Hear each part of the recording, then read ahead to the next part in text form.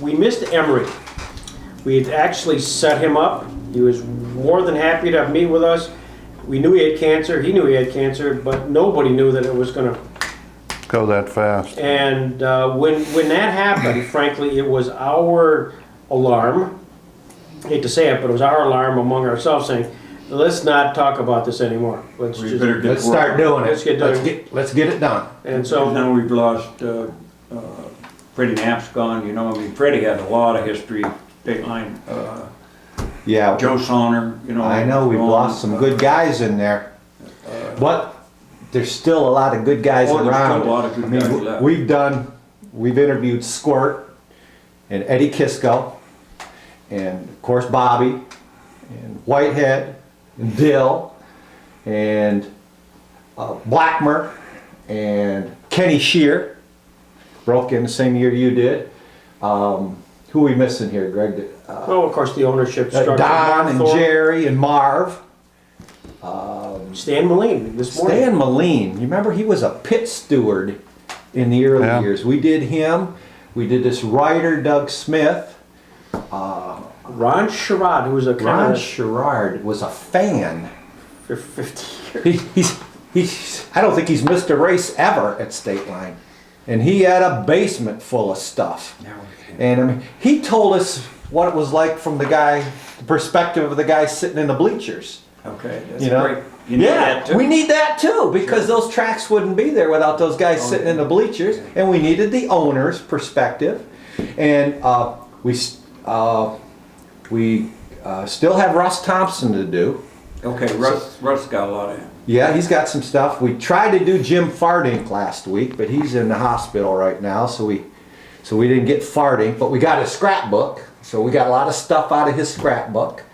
So, I mean, We'll tell them about yesterday. Let's get focused. Okay, yesterday we made the trip to the Holy Shrine. We went down to Wellsville and started talking to Layfields. Oh, well, that should have took all day. Herbie, we went and saw Herbie. He's a piece of work. He was great. Yeah, well, I bet he is. And then we went up the road and talked to Betty, who was Billy's wife. Yeah. And we met all her kids.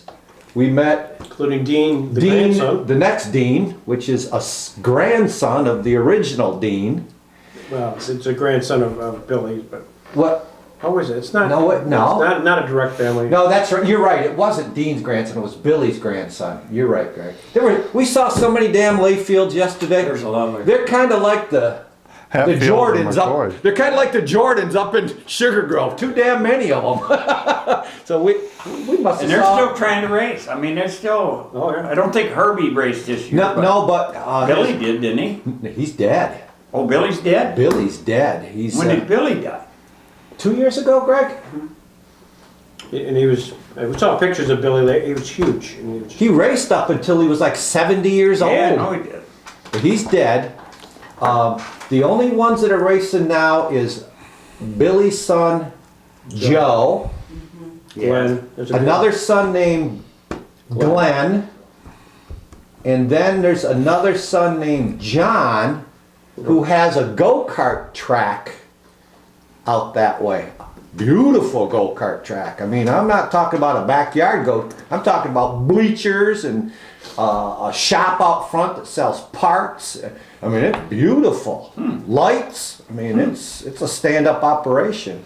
So anyways, we're gathering. Anyway. And like, just before we forget, to both of you, all of you, two things are going to happen. One is there will be a film, like we did.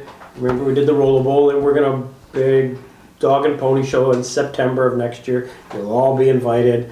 It'll be a kind of a nice, wonderful reunion of everybody. You can renew your feuds with anybody that you're still having trouble There's with. no Dave. feuds left. Oh, okay. No, They're all no. It's gone? just like class reunions. Do you remember your high school class reunion? Barely, yeah. The first 5 years, everybody was, Trying to outdo see how everybody important else. I am, I've done all these great things, and then it continued maybe a couple more 5 years, and then, well, you know, we're just glad to be alive. And now our class has decided that 5 years is too far apart. We're going to go to every other year Is that because, right? you know, we're starting to lose some class members, and It's, What reunion were we at when you stood up? 25th. 25th, she stands up and she says, look, people, I am so sick and tired of hearing about your kids and your grandkids. And how great important you're you are. doing, And and how said many that. colleges Oh they're my, going it got very quiet. I said, I'm embarrassed to be part of this class. And it echoed in my head, and I'm thinking, how am I going to get out of this? How am I going to get out of this? How am I going to get out of this? You know? And I ended it. And I had several people come up and said, I wish I'd had the guts to say that, Gene. And he says, oh, you made a wonderful speech. I says, what did I say? I couldn't remember one word except I am embarrassed to be part of this class. Oh, But my it really goodness. changed our class. Yes, it did. It just changed the whole atmosphere. that's not what changed the class. Age changed Well, the class. that helped because a Yeah. lot of the people that were so important come over that would never have talked to me before. Thought they When you were talk so to- Well, important. thought they were so important. Yeah. Come over and said, Gene, that we needed to hear that. They did. But boy, I was the last one to speak. So we're driving down today through Youngsville and we see this big Turner excavation. It's Dave Turner. This is his business. And you're a Youngsville guy? Is that hometown for you? Well, I actually grew up right here on the farm, just on Gene's family Oh, farm. was that right? Yeah. And that's how I got involved in racing was, you know, every minute I could sneak away from the farm, I'd go up to the garage, which was right there where Chevy's is now, and that's how I got involved in racing. Jim always needed some help, you know, it was either labor or money, one or the other. Probably both. He was good cheap help. So he got the labor from you? Yeah, some of it, yeah, I think I put forth a little. But. What is it that you thought attracted you to this? Well, it probably, you know, I don't think I had gone to the racetrack prior to graduating from high school. Mm-hmm. But in the fall of '63, on Labor Day weekend, I got an invitation from Mr. Scott and Red Lester, and Frank Martin was the other one that went, correct? I don't, yeah, I think. To go to Darlington to see a NASCAR race. Wow. And I was playing football, so I had to get permission from the coach to, I think I was only gonna miss, I think we were gonna drive down on a Friday and the race was on maybe on a Saturday and drive back on a Sunday, or maybe it's because it was Labor Day. I think it was Labor We Day. went down on Saturday, the race was on Sunday, and we drove home on Monday. So, you know, I went to Darlington with Jim and Red Lester. What do I remember about that trip? We were going down through Virginia. They got tired of driving about 2 o'clock in the morning. So they let me drive. You know, I just, 16 years old. yeah, I just did, well, I was 16 anyway. We were, Yes, we were six. desperate. they were desperate. I only had to pay for a quarter of the gas, you know. But I'm going down through Virginia and this pig run out in front of me and I hit it. When you hit a pig with a 55 Chevy or 55, 56 Chevy, it wasn't a very big pig, but you thought we'd have hit a rock or something because that car bounced and them two woke up. What the hell did we hit? What the hell did we hit? But you know, it couldn't have been too bad because they let me keep driving. And about daylight, I run out of gas. And he's going to stay and watch the car, and he sent Red and I down the road to find some gas. We got I didn't to run out of gas, he ran out of gas. we got to a little old house that was, well, Red goes right up and knocks on the door, and pretty quick this door opens, and here stands this big colored guy with nothing but his underwear on. Right. And he was a big guy. And Red explained to him how we'd run out of gas. And, oh, he had some gas. And he come out in his underwear and got us a can and got us, I think it might have been only a gallon of gas, or it wasn't very much gas, and he trusted us to bring the can back even, and we put the gas in the car and took the can back and went on to Darlington. The next thing I remember about that trip was they had helicopter rides going on there. And Jim and I went in a helicopter. Remember that? Now, Well, this kid's just- 16, just off the farm. This is his first trip out of Garland. He'd Yeah, never been out pretty of much, pretty much. We got to go around the racetrack in a helicopter, so now I'm hooked on two things. Flying and race cars, Yeah. all at one time. The race was over. Was it the next day we went to Holman and Moody's? Yeah. Monday we went up to home. Holman and Moody's. And we went in to visit the place, the facility there, and some of the drivers from the day before were there. Fireball. Fireball, Weatherly was there, I think, and Yarborough, yeah. Jimmy Johnson was there. Turner. Curtis.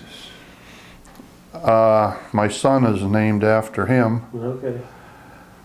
But they were jabbing each other like race car drivers do after the race, and they got to arguing about who could do the most one-arm push-ups after the race.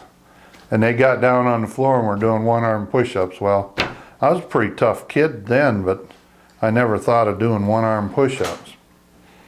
When we went from Holman and Moody's, the Charlotte airport was right there. So we go over and drive around the Charlotte airport, and there was a place that kind of overlooked the airport, overlooked the runway. This was your idea. This isn't a good story. So he says, let's get down to the runway. And we walked down quite a ways. I mean, it was probably close to half a mile down to the runway. And here we are. There wasn't any planes landing or taking off when we started down there. And we got down there and we were sitting there on there's like cement blocks that had lights sticking up out of them.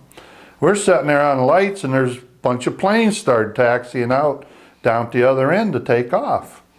And the first one took off and he turned right to the right, and the next one took off and he turned to the left, and they just Went right over top of us. well, I guess maybe one or two did One or two of us did. go over top of us, and then they started veering off as soon as they got off the ground, they made a turn. Well, pretty quick we heard this pretty strong voice that sounded like quite a lot of authority. Don't move! Put your hands up! Airport security. Turn around! We turned around and here two of them standing pointing pistols at us. Oh my God. What the hell are you doing? Just watch the airplane. Well, we talked to them for a little bit, and after they threatened to throw us in jail and leaving us there until we rotted, but they had our attention and they told us to get Back to Pennsylvania. back to Pennsylvania and don't stop in between. That was our trip to Darlington. And then I don't know, I really think it was about time I graduated or after I graduated in '64 that somehow I got away on a Saturday evening and I ran up to Jim's and I rode in his race car over the state line. I rode in the race car. And While he's towing it. yeah, towing it. Perfect. And that's when I first found out how much noise and vibration a race car makes. Because we went to Pittsfield and then up and went up Page Hollow Road, which back then was a dirt road. We was flat towing. Yeah, flat towing. And that thing made noise and vibrated and bounced around. And he had a little seat that was only about, Old bomber seat, yeah. it wasn't very wide at all, I know. And he told me, keep your damn hands off the steering wheel, because he was flat towing, and I wished I had that to do over again, because I'd steer him around a little bit, but that was what I remember is my first trip to State Line. And I remember how cold it got coming home, riding in the dark. But then through that 64 year, I went to the races quite a bit. And then in the winter of 64, well, we started talking about, he started trying to convince me to build a race car. And we went down to Greenville and bought 2 GTOs, or well, bought those bodies. Went to Jamestown and got a little bit of a sponsorship from Dibble Pontiac, and we built 2 GTOs through the winter. He got all the good parts, I got all the leftovers. I know I had a customer for my junk. I had a 389 that had a hydraulic cam in it.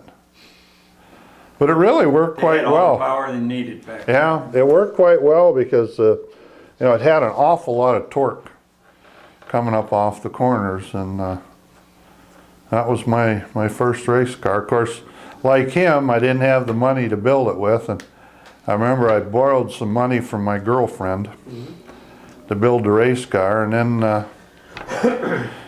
halfway through the 65 season, and I don't remember a lot about the 65 season other than trying to stay out of everybody's road and getting run over quite a bit, but I got drafted, and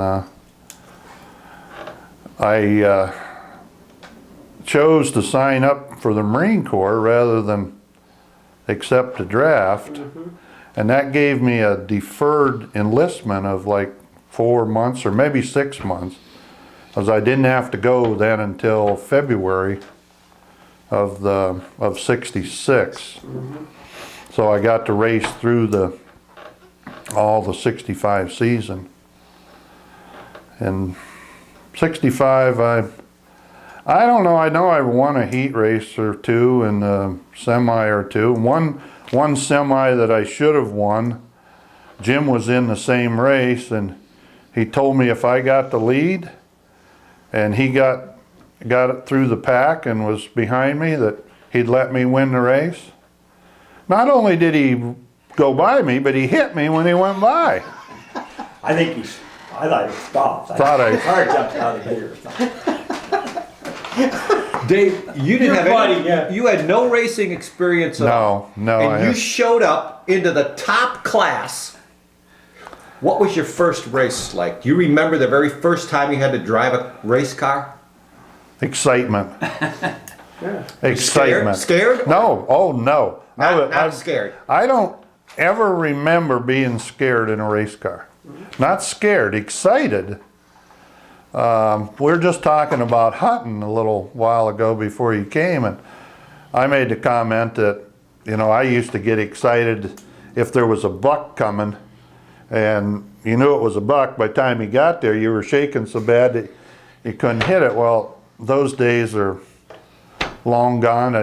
He has no emotion. I don't get excited. I was out in Colorado hunting elk this fall, and I saw an elk coming, and I didn't get that real rush of adrenaline. But when I started racing, when you come off of that fourth turn coming down to the flag, and your left foot was bouncing on the clutch so hard from the excitement, that was the excitement. And there was nothing else around. It was just you and how many ever else was out there, and you wanted to pass every one of them, or stay ahead of them, whichever it was. So, yeah, it was.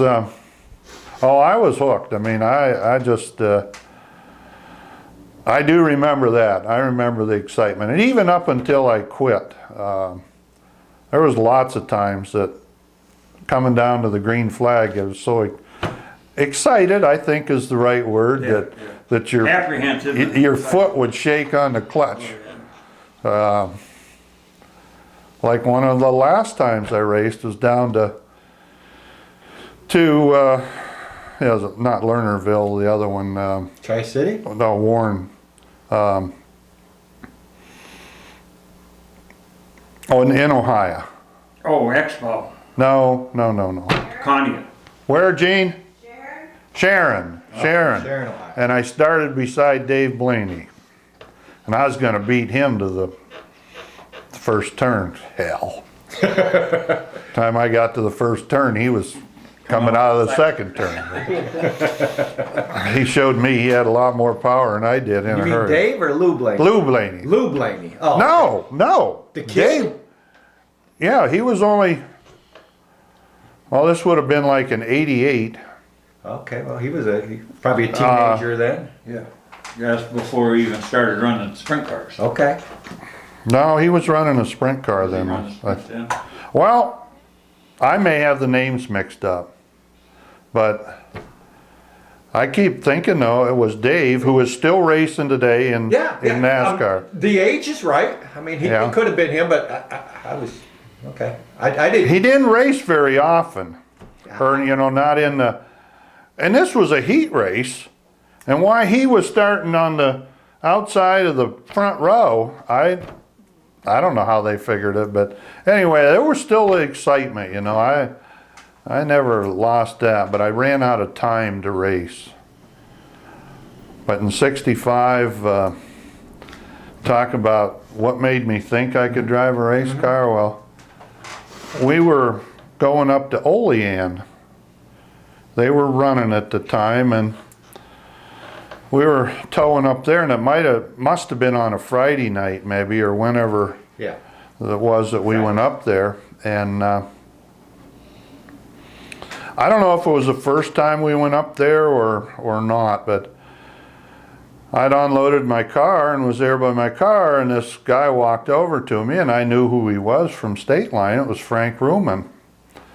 And I thought, wow, I'm being paid a visit by the king of the industry. Here's Frank Ruman is coming over to look at my car. And he walked around the car and he didn't spend much time looking at it, which, I'm getting disappointed. And he walked up to me. I still remember his words today. What the hell makes you think you can drive a race car? And that was quite I'm heartbroken here, what? Well, in later years, or after a fashion, I got to know Frank Ruman quite well, got to be good friends with him, and when I went in business, I did some work for him, and I would every once in a while joke to him about, what the hell makes you think I could drive a race car?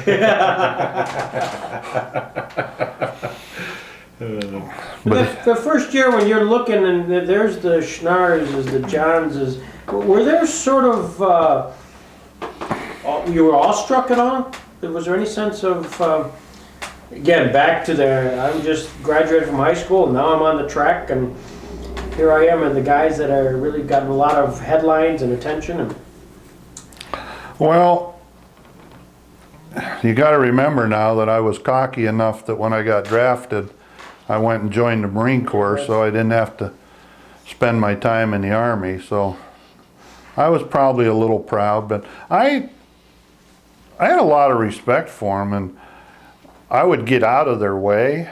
I mean, I knew I couldn't beat them, but again, I'm going to tell you, I don't remember an awful lot about that first year, other than if I finished in the same lap with the winner in the feature, then I was tickled. Yeah. And I got to be able to do that quite well for no more than I had hydraulic cam and worn out tires that Jim Scott had already worn out. And, Really close mentor, was he? yeah. I get this sense. Yeah. We're going to show you the same pictures here, and maybe even whether it's 65 or thereafter, a comment or a story about some of these characters, because they certainly were. Well, a lot of these, all of these went beyond 65 because I raced with a lot of these guys, and you know, the first time I realized that I could beat somebody like Bobby Snars, you know, honestly pass him and be faster than him, that was quite a, hey, I can do that. And the first time I won, and I don't know what year it was, but I won at State Line, and I went to Erie the next night and won again. And I think it might have been, well, I ran in 65, went into service in February of 66, and I was home from boot camp for 3 weeks in the middle of 66, and we hurriedly fixed my car up, and I ran 2 or 3 or 4 races. And then I didn't run again until 68. 67, I got wounded in January 67, and actually didn't get discharged till August of 67, and then through the winter of 67, spring of 68, I built a Chevy 2. And that would have gone into, you know, my main race, and you know, I raced against all these guys. Johnny Whitehead, him and I feuded a little bit. Sammy Lamancuso, him and I feuded a little bit. Jim Scott, I was always easy on him. Tom Dill, him and I. You know, Tom Dill story. Everybody has a favorite Tom Dill story. Well, one of my favorites, of course, now this is after 65. Doesn't matter.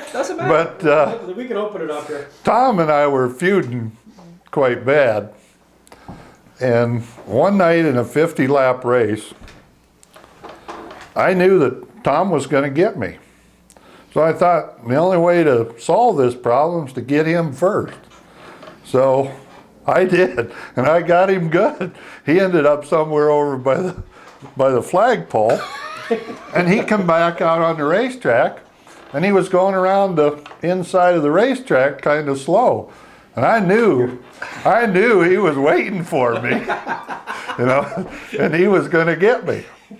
So I thought, well, I just got to get him again. And I did. Well, after the race, Leonard come calling. And he got me, and he took me and Tom down towards the pond. And this was after the race, you know, and he wanted to know what the hell was all that about. And I told Leonard that, you know, Tom was, which I think the week before he'd spun me out, and I told him that, you know, I had bumped Tom there early in the race and he'd spun out. And when I come around a few laps later, he was running around the inside slow, and I knew he was going to get me, so I thought I better get him first. And Tom says, no, he says he broke my car when he hit me the first time, and I was just trying to finish the race. But you know, Leonard really loved it. He really did. He gave us hell, and you know, let's not have any more of that. And pat you on the back. Yeah. But Tom, you couldn't do anything to him to intimidate him. I mean, he'd come right back and get you the next week and do it intensely, and then laugh like hell about it. I thought when I was in your earlier interview there with Jim, that Jim told about him parking Ronnie Blackmer in the infield, and another night Tom put Ronnie Blackmer and Julian Busink's 64 Ford right up on the guardrails. The car sat right up on the guardrails, sat right there. And he just, you know, you couldn't scare him. Tom's never been scared in his life. He was a lot of fun to race against, but at times he could get you quite angry too. Well, just curious about, did anybody ever use a black flag? Not very often. I don't think I have. Not very often. I know one of Leonard's pet peeves was if you got a left front tire inside the tires, then And when you got to the pay window, he had some, depending on how much money you made that night, but he was gonna dock you something. There's a deduct. Yeah, and if you passed too far inside, they'd maybe even, Not pay at all. yeah, they'd put you to the back of the pack. But passing or getting inside the tires was a bad thing, and that was my favorite stomping grounds too, was down on the inside with Squirt, and I got in a lot of trouble for those tires over the years. But 65, that wasn't a problem. But Just curious, by the way, because Doug Smith, we were talking about that, he always marveled at the young drivers, the drivers who didn't have the success, who week after week after week kind of came there. And he happened to mention Floyd Thomas for no real reason other than that was the name of a guy who always kept coming, always finished towards the back of the pack, but he was still wanting to come and do it. What would motivate? I mean, you were young and in learning, but some of these drivers just didn't have success, and they kept coming. You know, was there dollars involved? Was there enough pay? there was never enough Never enough money. money. I mean, There was Yeah. always some money. yeah, there was always some money, but it was a disease that you just can't describe. I mean, there was an excitement there that you went after, and you would make a deal with the devil to get to the racetrack. Yeah. I mean, I went in business in 1970 on my own, and I really didn't have the time to be maintaining a race car and taking care of my business, but I did. I found time. You know, I would stay in the shop until midnight if I had to make sure the car was going to be ready to race the next weekend. And I think it's the same with a lot of people. When in later years there, Jim and I had a tire sales and parts sales business, and there was people that they just shouldn't have been racing. Their family was suffering because they were racing, but they'd come by that tire that they thought they had to have and make a deal to pay 20 down and 20 for the next 2 or 3 weeks to pay for it. Right. When you knew that they couldn't, they really couldn't afford it and shouldn't have been doing it.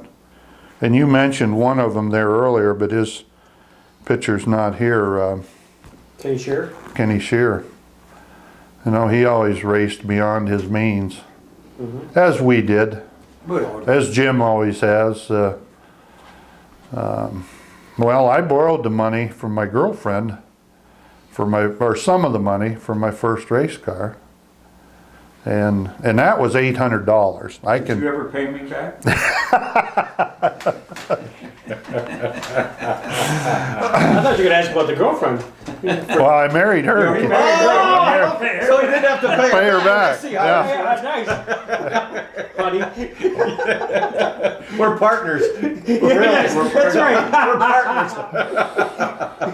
I love it. That's a good story, Dave. I'm glad we ended that part. I'm glad we did one of those hanging things. Good. But as you look at some of those other drivers there, any other stories? Oh, you know, there's stories with every one of them here, and you know, Squirt John's got to be quite a rival of mine because I think for one thing we both traded in the same territory down on the inside, and we maybe had a little bit of the same kind of driving style, and I learned a lot from Squirt just following him and watching him, and he was, you know, he always had power. If there was one thing, Squirt always had power. And he knew handling. He did better at the handling setup than a lot of the rest of us. And then when we started catching on, or catching up maybe, as the cars got lighter and Oh, I guess you might say we bought better equipment, but Squirt was a mechanic and a machinist, and he built everything, and he just, as did Bobby Snars. You know, if there was people that you wanted to get in their garage and see what they were doing, there was a lot of them that, you know, I never was in Squirt's garage until after I quit racing against him. Mhm.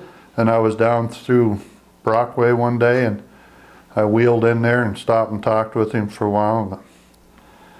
Bobby Snars, I got up to his garage once in a while. Ronnie Blackmer.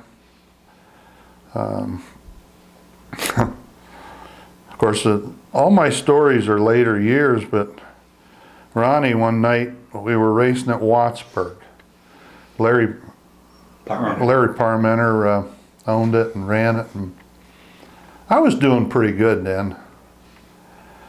And I started behind Blackmer, and he wasn't maybe running the best right then, and he said to me in the pits, he says, "Damn you, you passed me tonight, I'm gonna spin your ass out."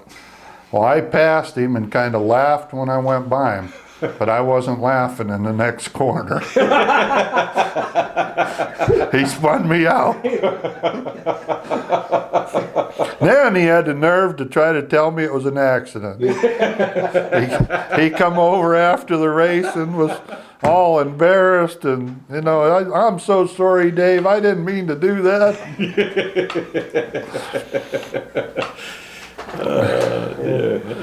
Then another story was Ronnie. Ronnie would build those Sportsmans, and you know, he won everything with them. If he didn't win, Jay Pilar did. And Ronnie sold a Sportsman to some guys in Union City, and they got me to drive it for him. And first night out, we blew the engine and had some engine problems, but finally got an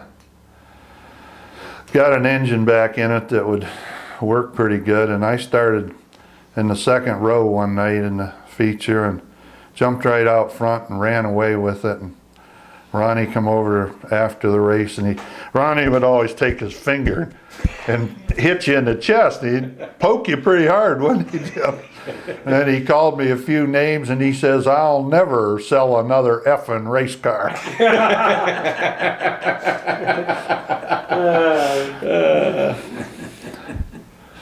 What about the finales? We've heard that they sort of had, if nothing else, somewhat of a quick temper. Oh boy. Oh yeah. I had my, and they had a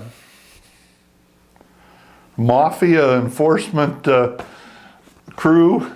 They tried to intimidate you Is that right? in the pits. I mean, they really tried to intimidate you. And they didn't have much success with me. I didn't intimidate too well. I didn't have a lot of trouble with Floyd, but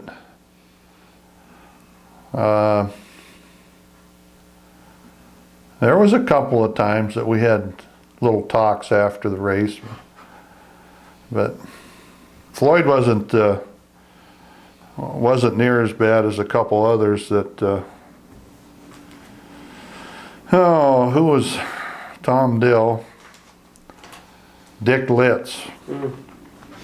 I mean, he was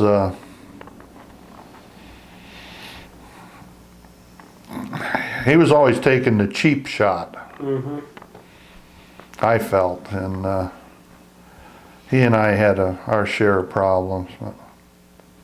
You talk about problem. Did it ever get to a point where there was actually pushing and shoving, physical? Was there? Oh yes. Really? Oh yes. Yeah.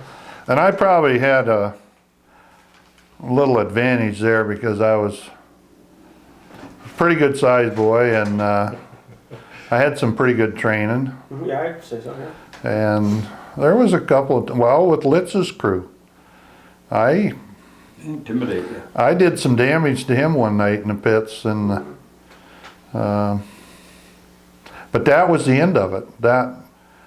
His head mechanic came over to me the next week, or the next night actually, at Erie. I remember it well because I'd slammed Dick's head against the roof of his car and actually I don't know as I knocked him out, but he was dizzy for a little bit. And the next night his mechanic come over and wanted to shake my hands and said they didn't realize that I'd been in the Marine Corps and that I was a wounded or a disabled veteran, and they really wanted to be my friend. And we got along good after that. Yeah. But there was maybe more fights between crew members and That's the way it is today. There's more fights. Still that way. yeah. But some of them got pretty serious. I know I had a couple of crew members that when we'd start down to talk to somebody, that I think their favorite tool was a power bar, a 1/2-inch drive power bar. Your weapons. Yeah, oh yeah. Oh, jeez. I only know of one of my guys ever hitting anybody with one, and he just hit him on the shoulder, but I think he numbed his arm to the point where the guy grabbed his shoulder and just backed away. But there was some pretty good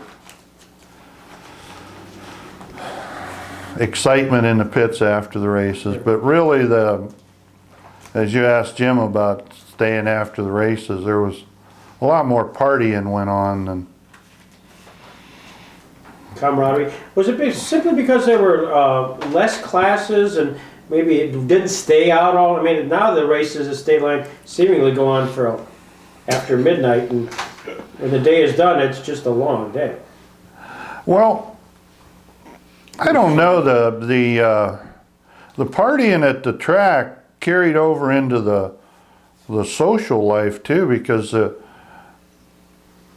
there was groups of race car drivers and crews that, especially through the winter, would go out to dinner. And I think one night that I went to Peak and Peak I had a car full and Blackmer had a car full, and there was a third car, I don't remember now who, but Blackmer and I were racing back from Peak and Peak, and I shut my lights off and passed him going around a curve coming down Route 6, and oh, he was mad about that.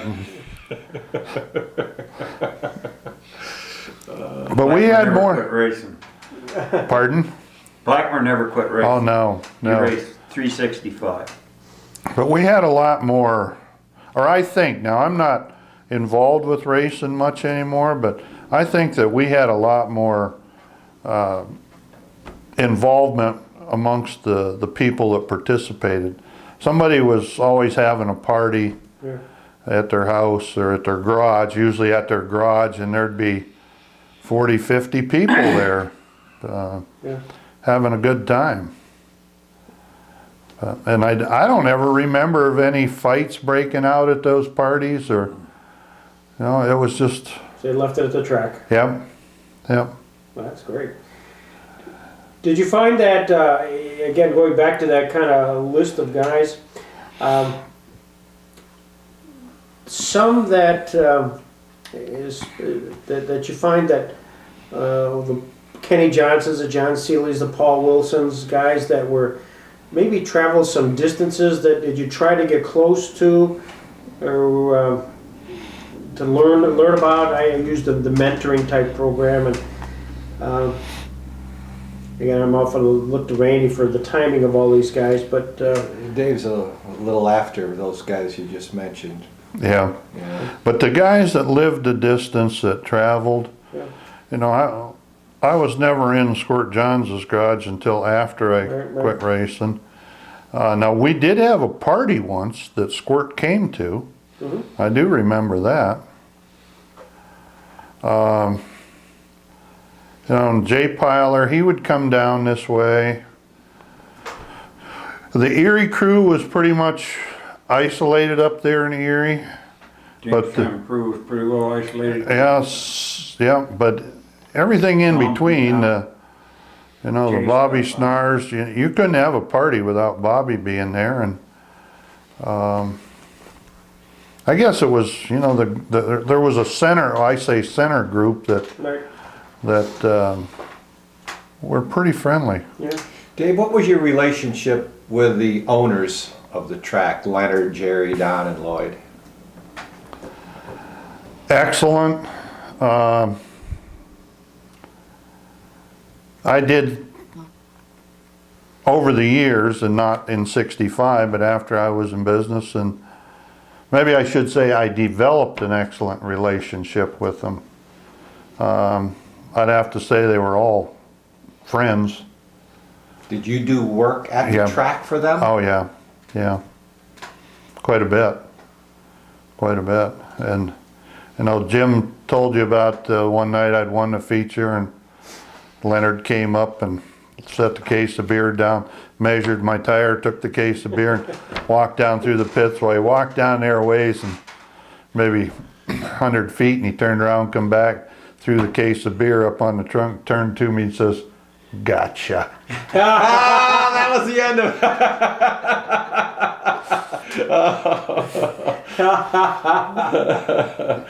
Oh, geez. You were mad. Oh, I was mad, you know. And I think if one of my crew members hadn't stopped me, I would have had a hold of Leonard. I don't know what would have happened, but I was mad, and he was just jerking my chain. Yeah. That's interesting. Yeah. Randy's got a picture. I don't know if he's got of We need your help on a couple guys. this is a team photo or a group of drivers in '65. I think. Yeah. Maybe both of you, because we're missing a few. Oh wow, you're gonna have to get me some Well, glasses. oh, you need glasses? Well, I can't help you there, Oh, wait, Dave. hold, you want just reading glasses? Yeah. Yeah, I can do this. So reading. Who don't you have? Okay, we need the guy between Paul Wilson and Squirt Johns, right here. Here we go. Give it- Guy with glasses, Jim. Randy, why don't you get that thing?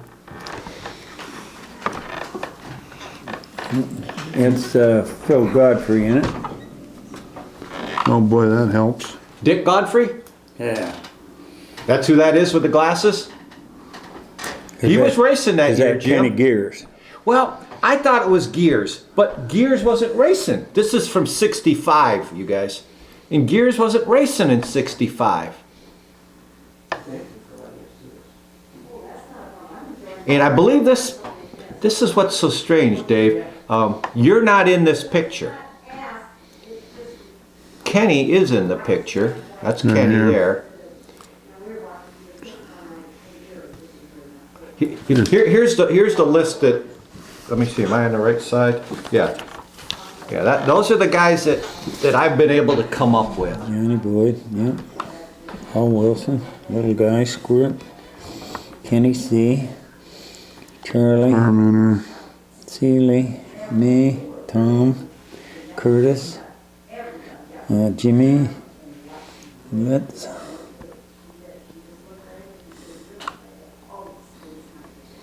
Look, Ollie, Mike Thomas.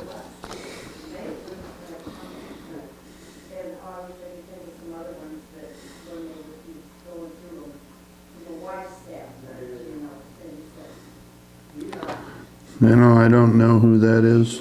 I thought it was Ken Gears too, but Now this is Kenny Gears. where? But you see, he wasn't racing that year, Jim. That's what I'm trying to tell you.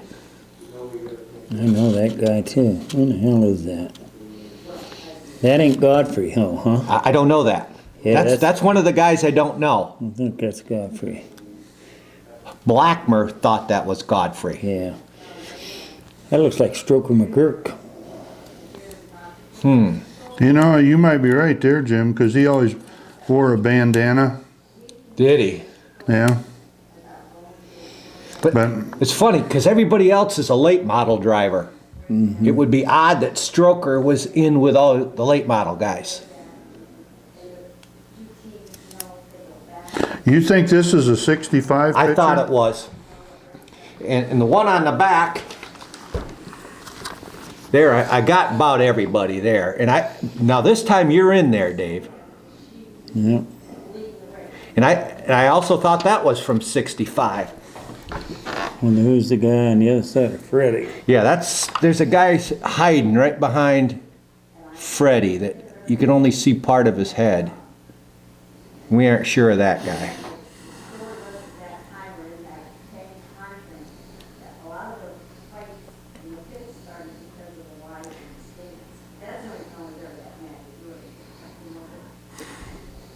It's got to be 65 because you're here. If it was 66 or 7, you would have been in the service. Art Anderson was the flag man. This couldn't have been as late as 68. No, because see, where's Art Anderson? He's in here somewhere. Right there. His last year flagging was 65, and then Eddie Nelson took over. So for Art Anderson to be in that picture, that's why I put it at 65.